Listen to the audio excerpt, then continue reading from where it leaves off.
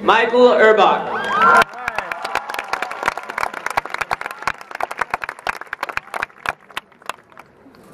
Class of 2010, teachers, family, and friends, good evening.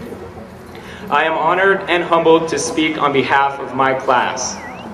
That said, I have nothing to tell you.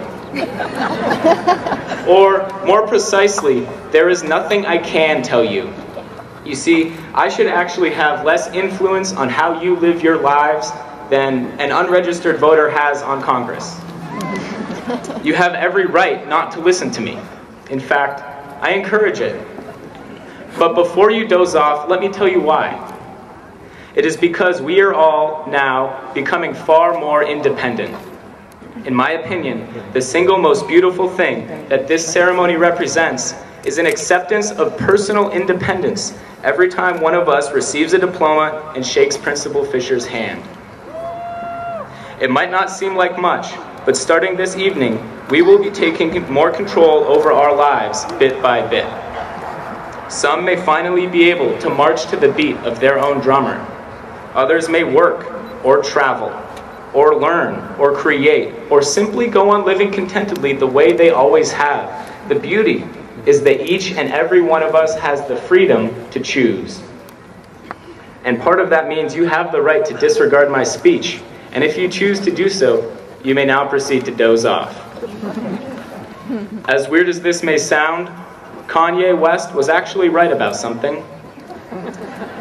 In his song, Can't Tell Me Nothing, he says, "This is my life, homie, you decide yours." Even an egotistical Taylor Swift interrupting musician can sometimes prove that he understands what it means to be a person. Part of graduating from high school is deciding your own life and how you want to live it. Take some of Kanye's cockiness with you and walk with a little swagger, knowing that you are captain of your own ship. Anyone that says otherwise can't tell you nothing. Another important part of taking on new independence is understanding that others may have helped us become who we are, and we thank them for that. But beginning tomorrow, we decide who we will become. Just as we have a right to make our own choices, we have a right to define ourselves as individuals. Whether you are an agnostic, fiscally conservative pastry chef or an environmentally conscious interstate truck driver, embrace your personality. I salute you, the smart blondes, the athletic nerds, the young adults who defy the classifications that others would shackle you with. People will be all too ready to make assumptions and render judgment long before you get a chance to show what kind of a person you really are. So I encourage all of you to stand proudly for yourself, for if you do not, who will?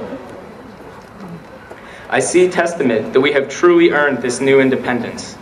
On our own, some of us have led projects that have raised money for the sick, the hungry, and the suffering.